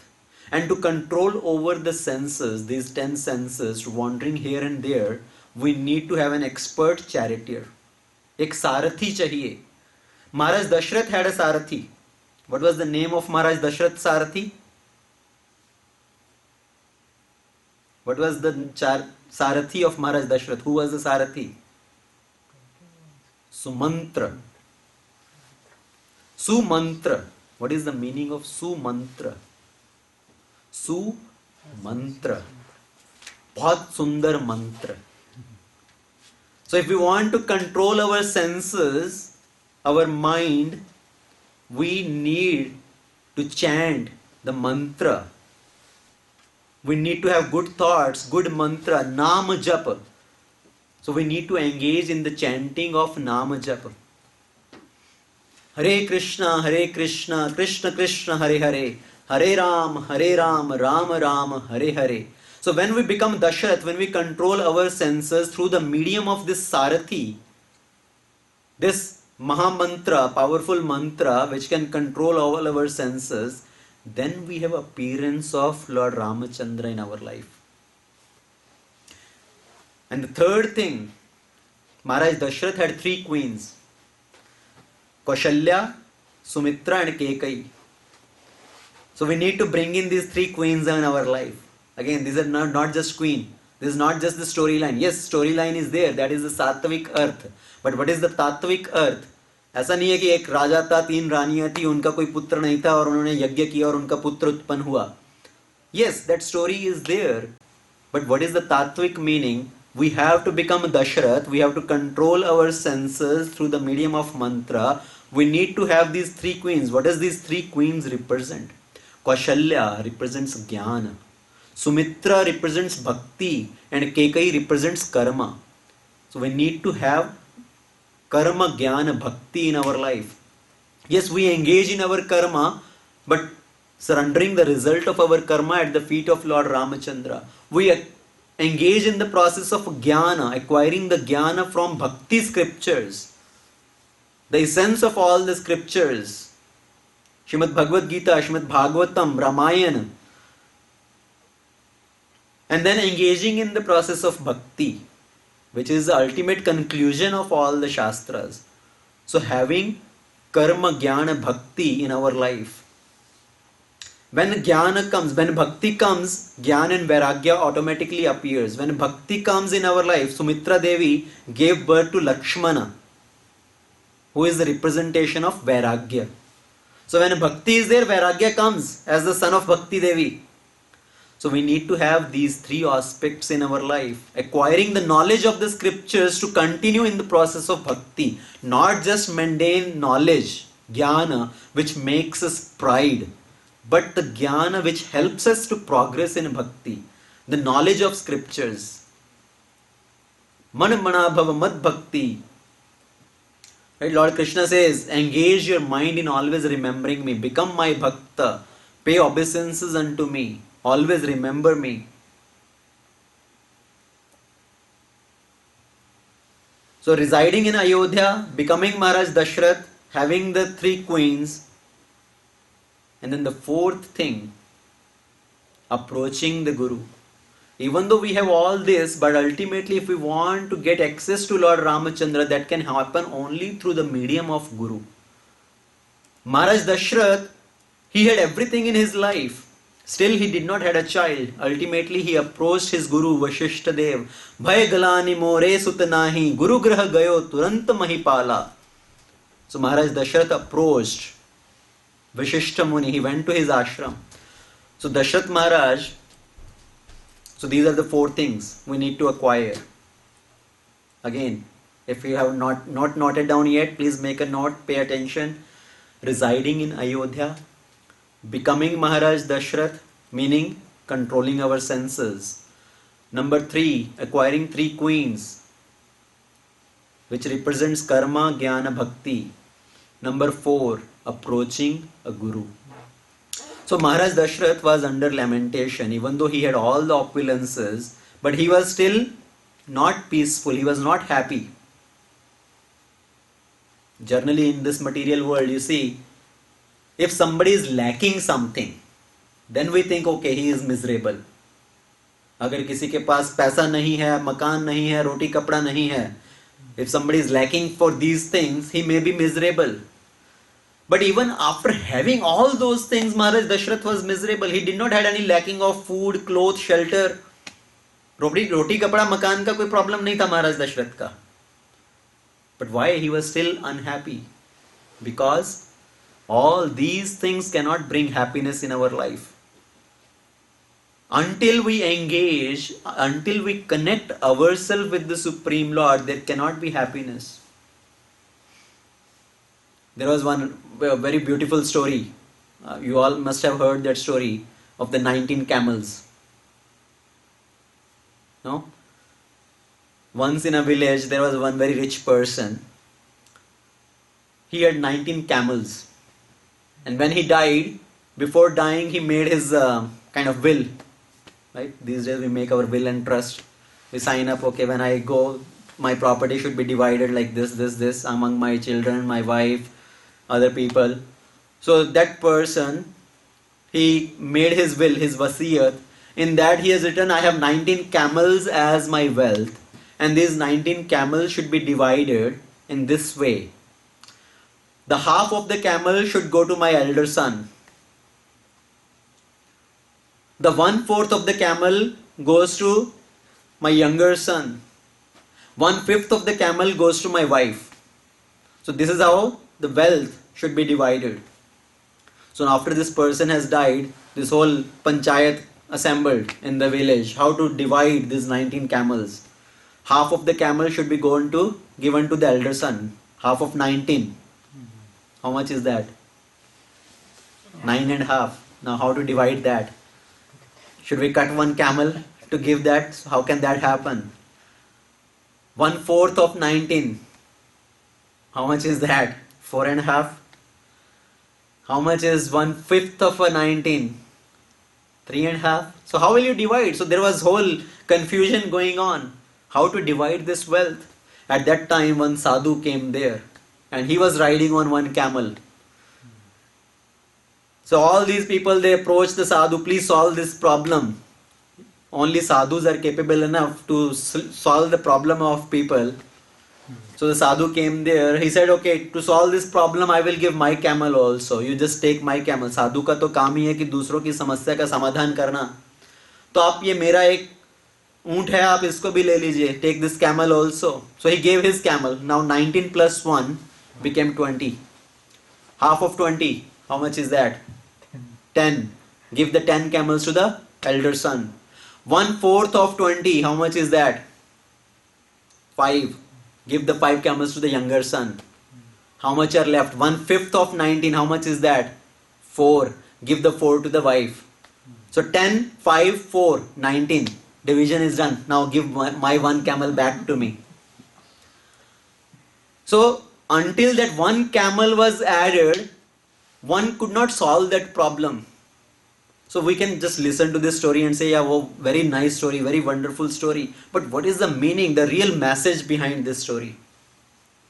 So if we have these 19 things in our life, we have these 19 possessions. But even though we have all these 19 things, but unless that one thing is added, all these 19 are useless. What are these 19 things? We have 10 indriya. 5 Gyanendriya, 5 Karmendriya. Those total 10, that is 1. So those are 10. Then we have 5 subtle objects, the 5 Tanamatras. Right? We have 5 Karmendriya, 5 Gyanendriya. We have 5 Tanamatras, the object of senses. What are these 5 object of senses? Smell, form, taste, touch, sound. And then we have 4 elements as Man, Buddhi, Ahankar, and the living entity, the soul, Atma. So these 19 elements are there, but until Paramatma comes and sits in the heart, this body is useless. This body still doesn't move. So the Lord is sitting in everybody's heart as Paramatma, then all this becomes any meaningful. So even though all these 19 things are there, but without the Supreme Lord, everything is waste. जब तक हम अपने जीवन में भगवान को न जोड़ दें, तब तक हमारे पास जो मर्जी, जितनी मर्जी चीजें हो, सब व्यर्थ हैं. So that is the real meaning of this story. So Maharaj Dashrath had everything in his life. Still, he was not happy. He was under lamentation because he did not had a son. He did not had Ramachandra in his life yet. And as he was under lamentation, one day Sumantra approached Maharaj Dashrath and asking his situation, thinking about his situation. He told him one historical event that I had heard from your ancestors about this particular story. That when you will be in the lamentation, you will get son through the performance of yajna. And who will do that yajna? That will be performed by Shringa Rishi. And who is this Shringa Rishi? Shringa Rishi is the husband of Shanta. So mantra tells that you had a daughter which was given to Rompad Maharaj, who was later on married to Shringa Rishi, and Shringa Rishi will be invited to perform the Putra Kameshti Yajna. Then a child, a son will be born. So this whole background goes on. So Maharaj Dashrath, he did not had a son, but he had a daughter earlier, and her name was Shanta. And Maharaj Dashrath had a friend named Maharaj Rompad. And Maharaj Rompad, being a very close friend of Maharaj Dashrath, he used to visit his kingdom, and he was also very attached to Shanta, treating her as his daughter. And Maharaj Rompad expressed this desire to adopt Shanta, and Maharaj Dashrath agreed to that proposal, and he gave his daughter Shanta to Maharaj Rompad to take care of her. So Rompad Maharaj was raising Shanta in his kingdom, in his palace. Rompad Maharaj was the king of Angadesh. So as Maharaj Rompad was ruling over Angadesh, once Rompad Maharaj, he performed a mistake. He committed a very grievous mistake. And because of that, there was no rain in the kingdom. For many years, there was drought in the whole kingdom. There was no crops, no food grains, nothing was growing. And everybody was suffering in the kingdom. And that was because of one mistake committed by Rompad Maharaj. A very instructive point from Ramayan here. Whatever a leader does, that directly affects his citizens also. Sometimes we think we don't care what the leader does in his private life, in his personal life. As long as he is doing his duties properly, in his personal life, whatever he does, whatever bad character he may have, even if he is not having any moral values, we don't care, as long as he is doing his duties. Yes, to some extent, maybe it is right, he is okay, he is doing his external duties, but whatever activity he does, if he commits any sinful activities, all the citizens of the kingdom, they have to suffer the consequences. So Maharaj Rompad had committed one mistake and everybody was suffering in his kingdom. And what was the mistake Rompad Maharaj had done? Once Rompad Maharaj, he was performing a yajna. And in that yajna, he had invited many sages.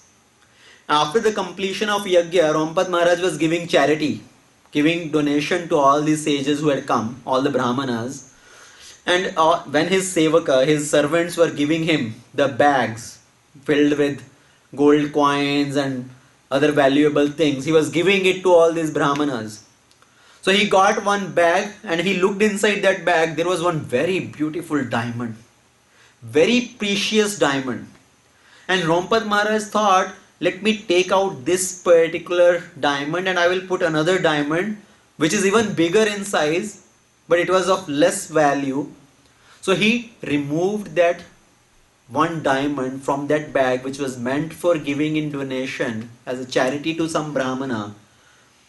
So he gave that, and the brahmana observed that. Even though the brahmana, he was not attached to this property, this wealth, but he noticed the act of Rompad Maharaj, that he has taken away something from the bag which was meant for charity, which he has already kind of thought of giving as charity, kind of making as a pledge, right? When you make some pledge for charity and you don't do that, then it actually causes sinful reaction. So he cursed Rompad Maharaj that You are greedy of this wealth. You have removed that one jewel from this bag. I curse you in your kingdom. No Brahmanas will stay. All the Brahmanas will leave your kingdom.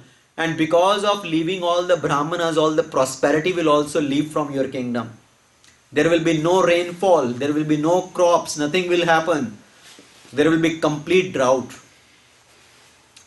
So as Rompad Maharaj, because of committing that mistake, getting that curse, there was no rainfall for many years. And all the ministers of Rompad Maharaj, they were thinking what to do, how to solve this problem.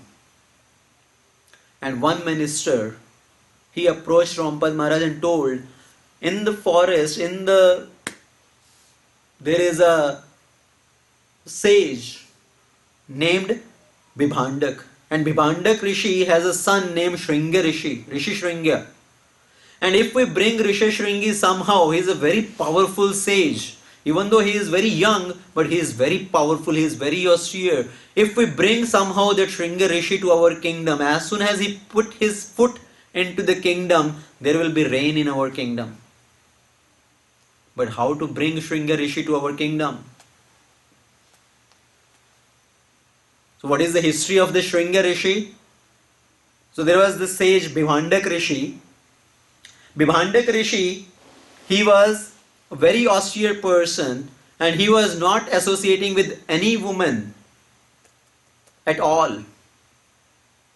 And once Indra, being scared because of the austerities of Bibhandak Rishi, he sent one of his apsaras to allure Bibhandak Rishi, to kind of drift him away from his tapasya.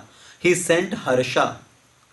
And Harsha came there, stood in front of Bhivandak Rishi. Bhivandak Rishi saw her and asked, what do you want? And Harsha said, I want to get a child through you. I want to beget a child. And Bhivandak Rishi said, oh, you want to beget a child through me? He discharged some semen and gave to her, okay, you take my potency. I don't want to get entangled. You can get a child through my potency. And Harsha, thinking that there is no use, I wanted to drive him away from his tapasya, but he is not going to budge. So, and she did not want to get entangled by getting pregnant and giving birth to a child. She took that potency of Bhivandak Rishi and put in inside a deer, Mriga. And with due course of time, that Mriga, the deer, became pregnant and she gave birth to a child close to the ashram of Bhivandak Rishi. And this child, because he was born through the potency of Bhivandak Rishi, he was in a human form but having a horn on his head like a deer. तो एक मृग की तरह उसके sir पर एक सींग था. And Bhivandak Rishi took that son. He saw that child, that very amazing, very wonderful child, बहुत तेजस्वी बालक, and said, who will take care of this child? And Bhivandak Rishi, with his yoga potency, he understood everything, what all has happened. That Harsha, she put that potency of Bhivandak Rishi inside the deer, and this is how this child is born. So he developed a hatred towards the woman. These women are the cause of problem. I don't want to entangle with any woman at all. And I don't want this child to even see the face of a woman. See, somehow, sometimes people get that kind of realization. It doesn't mean that everybody has that sort of thing, that you have to be away from women. Prabhupada also, once he said, the men and women should stay separate. Right? The men and women need to be separated. They should not mingle up freely. Man individually, yes, he is very good. Woman individually, yes, she is very good. But somehow when they come together, then problem. So better man and woman stay separate. So Bhivandak Rishi, he thought woman is the cause of problem. I don't want to have anything to do with woman. And better this child also not come in any association with woman. So he started raising that child. He gave him the name Rishi Shringa. Shringa means sing, horn. So he gave the name Shringa Rishi, and he was growing up in his ashram, and Bhivandak Rishi taught him all the Brahmanical culture doing the yagyas, homa, tapada. So he was raising like that, very powerful sage. And all these ministers, they informed Rompad Maharaj about this Shringa Rishi, that if he comes to our kingdom, all the problems will be solved. But how to bring him? If we go ask for Brahmandik Rishi to send him, he will never agree. We have to somehow bring him by some other plan. So one minister suggested, let's send our dancers, the courtesans, disguised in the form of sadhus. So they can attract Shringa Rishi and somehow bring him to our kingdom, Angadesh. So Rompad Maharaj invited his dancers, the courtesans, and told that you need to disguise as sadhus and go to the ashram of Bhivandak Rishi and somehow, with hook or crook, bring Shringa Rishi to our kingdom. So these courtesans agreed. They disguised themselves as the sadhus, riding in a boat which was kind of decorated, externally appearing as an ashram. They took that boat to the other side, into the forest, parked the boat there, which appeared as a new ashram appeared there. And as Shringa Rishi is sometime going into the forest to collect some flowers, fruits, roots, to perform his yagyas, one day he noticed this new ashram. And Bhivandak Rishi had taught, right, he had given this education to Shringa Rishi to serve the sadhus. So he thought, oh, some new sadhus have come in the forest, let me do some service to them. So he approached the sadhus, he told them, please come to our ashram sometime, I will like to serve you. And those sadhus, the dancers disguised as sadhus, they said, yeah, of course, sure, we will come. So one day when Bhivandak Rishi was away from the ashram, that time those sadhus, those girls came there, and Bhivandak Rishi, he served them, he gave them his kind of fruits that these are the available in forest. So he served them nicely. And Bhivandak, as Shringa Rishi, as he was getting in little closeness with that, he thought these sadhus look very different. कुछ तो इनमें अलग जान पड़ता है. These are not like ordinary regular sadhus which I have been used to seeing every time. उनमें कुछ तो अलग है. So all these girls, they said, we came to your ashram, now we will also like you to come to our ashram. We will also like to serve you. Come sometime, whenever your father is away, please come to our ashram. And Shringa Rishi, he agreed, what is the harm? And yes, these are also sadhus, so there is no problem in associating with sadhus. So next day when Bhivandak Rishi was gone into the forest doing his tapasya, Shringa Rishi came to the boat, to that boat which was looking like an ashram. So these courtesans, the dancers, they gave him nice sweets. See, we will give you our fruits. They fed him rasgullas, gulab jamuns, these are our fruits. Shringa Rishi had never tasted any fruit like that. These fruits look very different. I have never tasted such thing. And as he was talking to them, was engaged in all these things, diverted his attention, they started rowing the boat to take it back to the kingdom. So Shringa Rishi ultimately reached to the Angadesh, and as he stepped down from the boat, as soon as he entered into the kingdom, there was rainfall. The rain started falling, and Shringa Rishi came to the palace of Rompad Maharaj, and all the ministers, they told, if we want to keep Shringa Rishi in our kingdom, we have to do something. Otherwise, if Bhivandak Rishi finds out that we have by cheating took Shringa Rishi to our kingdom, he will be very angry and he will curse. And again the problem will start. So the proposal is, you give your daughter Shanta in marriage to Shringa Rishi. So then Rompad Maharaj gave the proposal of marrying his daughter Shanta to Shringa Rishi, and he accepted the proposal, and the wedding happened for Shringa Rishi and Shanta. And throughout the kingdom, Rompad Maharaj, he put the boards, kingdom of Shringa Rishi Kadesh. So Bhivandak Rishi, when he comes, he will see all this, he will not do anything. So this is how Shringa Rishi ultimately married Shanta, and he was residing there. So Sumantra told this whole background story to Maharaj Dashrath. This is what I had heard, that Shringa Rishi will perform Putrakameshti Yagya, and that will bring the progeny. So at that time, hearing all that, Maharaj Dashrath was thinking how to approach, what to do. And one day, finally, Dashrath Maharaj, he approached his guru Vashishta Muni. एक बार भूपति मन माही, भय गलानि मोहे सुत नाही, गुरु ग्रह गयो तुरंत महिपाला, चरण लागी करि विनय विसाला. So Maharaj Dashrath immediately went to the ashram of his guru Vashishta Muni. He fell down at his feet, paid obeisances to his guru. His guru asked, "How are you? Is everything all right in your kingdom?" And Maharaj Dashrath said, "I have so much lamentation that my life is passing by. The fourth part of my life has arrived, but I don't have a son."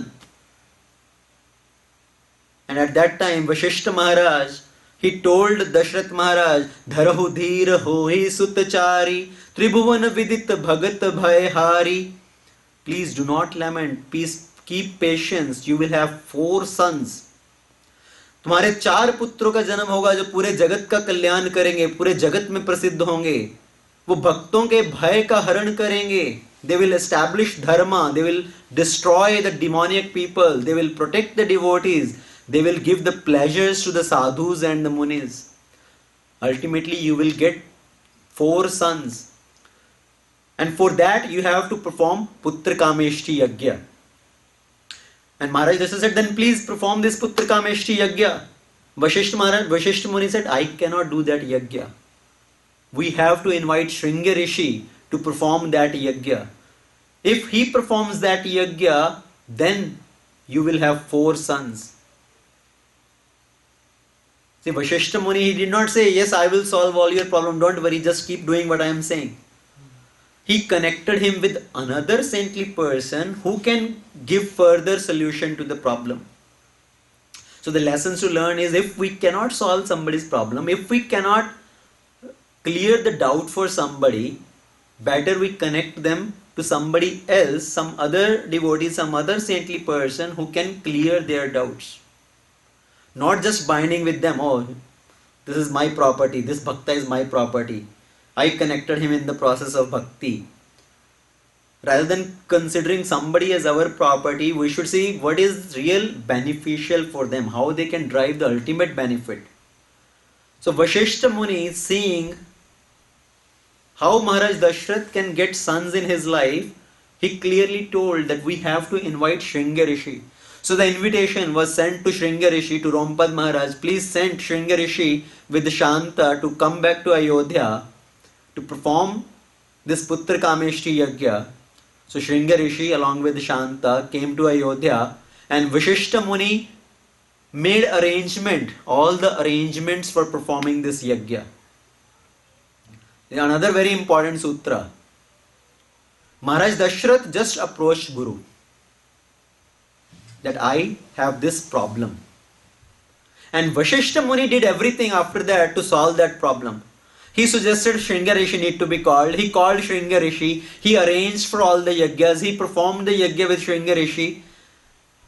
So when all this yagya was performed, Shringa Rishi came, this yagya was performed.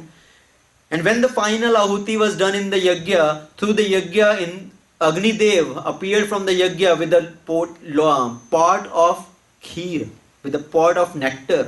And he gave that pot to Vashishta Muni. Vashishta Muni gave that pot to Dashrath Maharaj. "Please divide this nectar among your 3 queens. And in due course of time, they will give birth to the sons." And how the division was done for this nectar, how this nectar was divided among all these queens. Maharaj Dashrath divided the nectar into 2, gave the half nectar, half kheer to Kaushalya. The remaining half was further divided into 2, so the 1/4 was given to Kekai. And the remaining 1/4 he again divided into 2 1/8, 1/8, and gave two portions to Kaushalya and Kekai, and both of them they gave those portions to Sumitra. So the wonderful division, Kaushalya got 1/4, half. Kaushalya got half, Kekai got 1/4, Sumitra got two portions, 1/8, 1/8. And in due course of time, all the three queens, they became pregnant. And Maharaj Dasharath is waiting for the right time when the child will be born. So as the time is passing by, Lord is going to appear in the palace of Maharaj Dasharath in Ayodhya Nagari at the right time, at the right muhurat. Nomi tithi madhumasa punita, sukal paksha abhijit muhurut hariprita, madhya divas ati sita naghama, pavan kal loka visharama. So the time described of Lord's appearance, when the Lord is going to appear, Nomi tithi, madhumasa punita, the Chaitra Mas, Navmi tithi, shukala paksha, abhijit muhurat, which is most dear to Lord Hari. It is the mid time, midday, madhyakal, the noon time. Ati sheet naghama, neither it is too hot, neither it is too cold. Pavan kal, loka vishrama, everything, the whole atmosphere has become very peaceful. So Chaitramat Navami Tithi, Shukal Paksha, Abhijit Muhurat, midday. When Lord Brahma saw that it is the time for Lord's appearance, finally Lord is going to appear, Brahma called all the devatas, come, we need to go to do the Garbhastuti of Mother Kaushalya. भगवान प्रकट होने जा रहे हैं और हमें उनकी स्तुति करने जाना है. So all the devatas in their planes, they appeared in Ayodhya. The whole sky was filled with all these planes of the Devi Devatas. In the whole sky, this was like a traffic jam. All the planes appeared there and they are doing the Garbhastuti. They started singing the glories of Lord Ramachandra. Jai Ram, Shri Ram, Jai Jai Ram, Jai Ram, Shri Ram, Jai Jai Ram, Jai Ram, Shri Ram, Jai Jai Ram, Jai Ram, Shri Ram, Jai Jai Ram, Jai Ram, Shri Ram, Jai Jai Ram, Jai Ram, Shri Ram, Jai Jai Ram, Jai Ram, Shri Ram, Jai Jai Ram, Jai Ram, Shri Ram, Jai Jai Ram, Jai Ram, Shri Ram, Jai Jai Ram, Jai Ram, Shri Ram, Jai Jai Ram. So all the devatas, they are doing the stuti, they are calling out to the Lord. And as when the final time for Lord's appearance came, as the sun rises behind the mountain, as a baby lion comes out from the womb of the lioness, Lord Ramachandra appeared from the heart Garbha, the Hriday Garbha of Kaushalya. Lord Ramachandra, Lord appeared in front of Mother Kaushalya.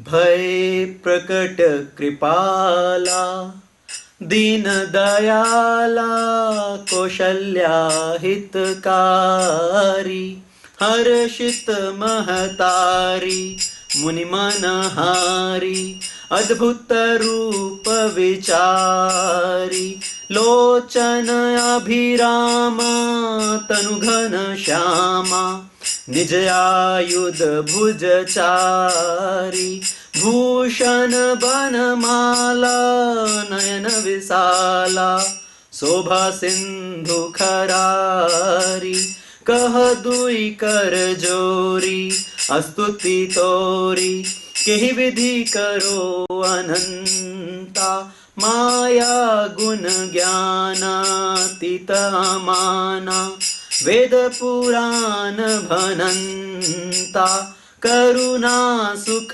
सागर सब गुण आगर जहि गावहि श्रुति संता सो मम हितकारी जन अनुरागी भय प्रकट श्रीकंता ब्रह्मांड निकाया निर्मित माया रोम रोम प्रतिभेद कहे मम उर सोबासी यह उपहासी सुनत धीर मति थिर न रहे उपजा जब ज्ञाना प्रभु मुस्काना चरित बहुविधि की न चाहे, कही कथा सुहाई मात बुझाई। जेहि प्रकार सुत प्रेम लहे, माता पुनि बोली सुमति डोली। तजहु तात यह रूपा, कीजे शिशु लीला अति प्रियशीला। यह सुख परम अनूपा, सुनि बचन सुजाना रोदन ठाना। होई बालक सुर भूपा, यह चरित जो गावही हरिपद पावही। तेना परहि भव कूपा, भय प्रकट कृपाला दीन दयाला। कौशल्या हितकारी, दीनों पर दया करने वाले, मुनियों के मन को हरने वाले कौशल्या जी का हितकारी कृपालु प्रभु प्रकट हुए। उनके अद्भुत रूप का विचार करते ही माता हर्ष से भर गई। जो नेत्रों को आनंद देने वाले मेघ के समान श्याम शरीर, चारों भुजाओं में अपने आयुध धारण किए हुए, दिव्य आभूषण और वनमाला पहने हुए, बड़े बड़े नेत्रों के साथ भगवान प्रकट हुए। इस प्रकार शोभा के समुद्र और खर राक्षस का वध करने वाले भगवान प्रकट हुए। भूषण वनमाला नयन विशाला, शोभा Sindhu खरारी। So Lord Vishnu appeared in front of Mother Kaushalya. See, Lord Vishnu appeared, not that Lord Ramachandra appeared. तो अभी भगवान विष्णु प्रकट हुए हैं माता कौशल्या के सामने. And Mata Kaushalya saw Lord in front of her. And Lord is telling, I have come as your son. And Mata Kaushalya is saying, Prabhu, why are you joking with me? आप बोल रहे हैं पुत्र रूप में आए, आप पुत्र रूप में आए कि पिता रूप में आए हैं? Is there any child who appears like 6-7 feet tall with 4 hands, holding all these Ayodhya, Shankh, Chakra, Gada, Padam in your hands? Not like a son, you are appearing as my father. If somebody will hear this, they will laugh. They will think that the Lord, who is the cause of all this material world, from whom all this universe emanate, that Lord was in my womb. When they hear this, they will be laughing.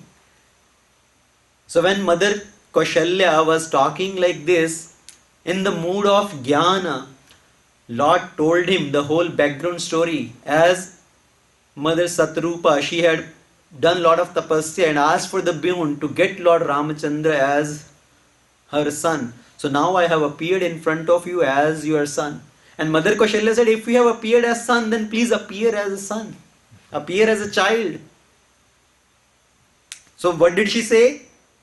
If you want to appear as my son, then do Shishu Leela.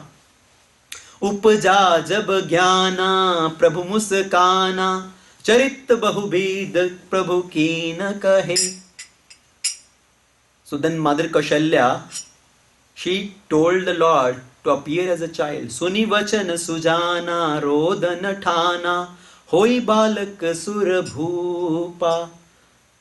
To satisfy Mother Kaushalya, Lord changed himself into a small baby. Hoi balak sur bhupa. Lord changed himself into a small balak and he started crying. Rodanathana, he started crying like an ordinary child.